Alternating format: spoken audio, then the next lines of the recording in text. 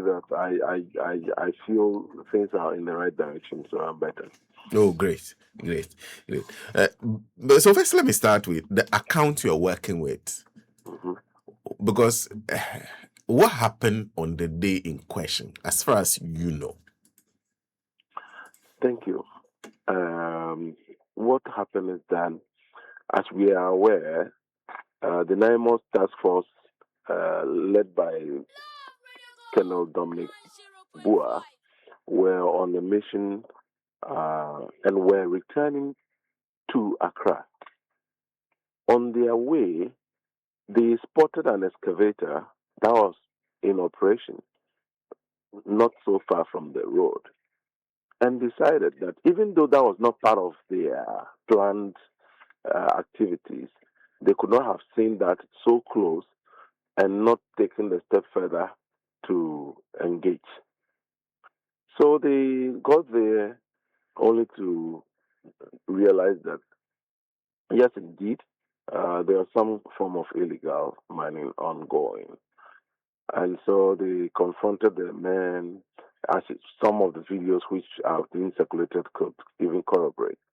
And I think in the process, the member of parliament also came to the scene and asked that they speak to someone. And so the back and forth went on, and then the numbers started increasing, and it became a mob. And a mob that was prepared to lynch military personnel who were on official duty that they were assigned by the president in the fight against an illegality that has actually destroyed our water bodies, our land, and our forest cover. And so I do not want to delve too much even into whether somebody has responded to say this or that, but I am happy that the sector minister has swiftly gone ahead to meet with the Speaker of Parliament and also with the Minister of the Interior in order to ensure that together with the police, a thorough investigation is done and perpetrators are brought to book. In fact, let me also put on record that what transpired was very needless, unacceptable, unjustifiable, because not long ago, we heard of the incident that resulted in the untimely death of a young, promising soldier, Major Mahama. Today, no matter how we eulogize him or glorify him, he only has a statue to his name as a place that you would need to go to see. And we must make it known to our citizens that military men can be equated to state weapons.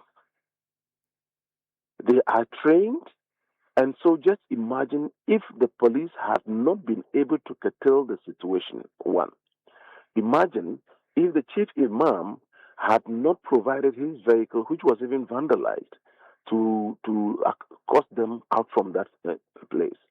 Imagine the military felt too pressured and decided to fire back. It would have been so catastrophic. And we must make our young men and women know what is wrong is wrong. We frown on illegal mining. It doesn't matter who is involved, and we will continue to frown on that. And therefore, if you're engaged in an illegality and you want to rather use your numbers to suppress the right thing, that will not be countenanced. The military may now beef up more in order to ensure that such occurrences do not repeat itself. Because we cannot live in a country of law where the lawless people will want to override what is right. These men are trained to undergo so much aggression and they can withstand some of this. Maybe, even if one of them will lose their lives, before that happens, 5, 10, or 20 more would have lost their lives. Civilians would have lost their lives before one person goes down. So what they were doing was a very dangerous thing to their own lives, and they must be told by the community, the traditional leaders, and all authorities and stakeholders. And we must serve this warning to people across this country. They should desist from any act of trying to confront military men who are in the line of discharge of duties. I see. So first, I want to establish something. So you're leaving everything in the hands of the police to establish exactly what happened on the day in question. Yes, yes. The sector minister believes that the right thing to do is to ensure that the right institutions are given the free room to be able to unravel what exactly transpired, so that whatever ought to be done is done. If certain punitive measures are supposed to be put in to serve as deterrent to others in the future, that also be done. And I must commend the sector minister for how swiftly he quickly made sure he did what he had to do to ensure that this battle, because Senna, if we begin to have instances of this nature and we are not able to confront it head on, what it means is that then we are even losing the battle. It means that the wrongdoer is able to now even marshal forces and say that they are ambushing these men who are supposed to be battling the Galamsey. I see. And the conversations with the Speaker of Parliament, what are they intended to do? Oh, I think it is solely because at the center of what is happening also, you agree with me that a member of parliament is involved. His involvement is not to say that he's a minor or this, no. His involvement is that he was on the scene and played a certain role. There's been back and forth about what particular role he played.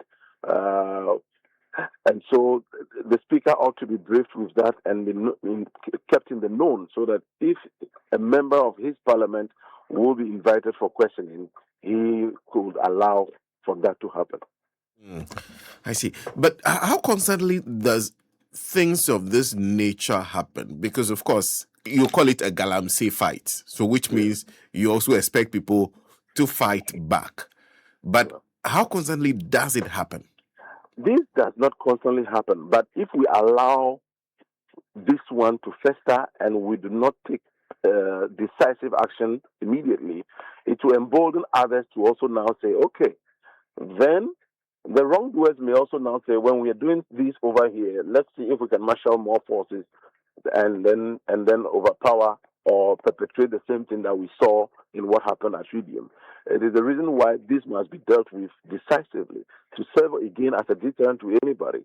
But we will continue also to warn citizens that it is wrong, it is suicidal for you to at any point in time want to confront a state asset trained purposely who is combat ready. And I also want to ask, at the center of all this is your own analysis of what to expect if you take on an intensified fight against illegal mining, irresponsible mining, or whatever form it comes in. Yeah.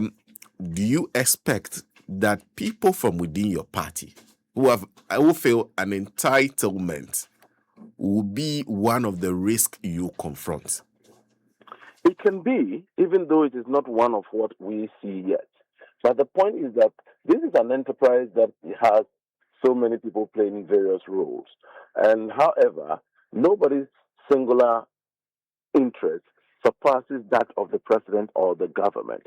And so long as the president has made it clear that he frowns on these, his government is determined to nip this in the bud or bring it to an end, to return our water bodies to blue and our forest coverage to green. Even if there's anybody within the government who intends to frustrate the process, that will be fished out and will be dealt with according to law. So no such persons will be spared if found out. And I guess that's what is important to you, using this to set a deterrent. Come again? And I'm saying that it seems important to you to use this particular incident to set a deterrent. Oh, yes, yes. In fact, permit me to add, then I almost forgot. It is no secret that sometimes I am harsh, and let me repeat one of that today. I would even want to encourage the military that the next time there are such engagements and people try to confront them, they should also be a bit ruthless in dealing with these criminals, because these are people whose conduct are killing us indirectly already.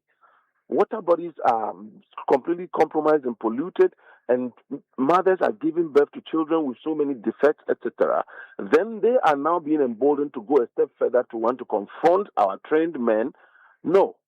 So yes, if we must deal with this very one very decisively, so that no other person feels the need to also repeat a semblance of that. See, thank you very much for speaking to us. And I must also thank you in the media in particular for constantly reporting and following up on this, because it's a matter that concerns all of us as Ghanaians. Thank you.